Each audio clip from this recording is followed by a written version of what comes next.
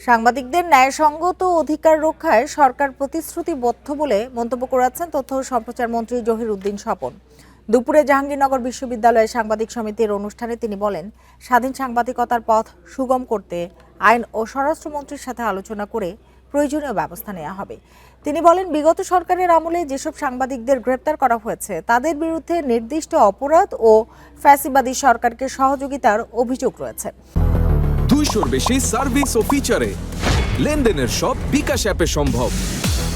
এছাড়া আইনের বাইরে কাউকে ক্ষতিগ্রস্ত হতে দেয়া হবে না বলেও আশ্বস্ত করেন তিনি। অনুষ্ঠানে বিশ্ববিদ্যালয়ের শিক্ষক ও সাংবাদিক সমিতির নেতারা উপস্থিত ছিলেন।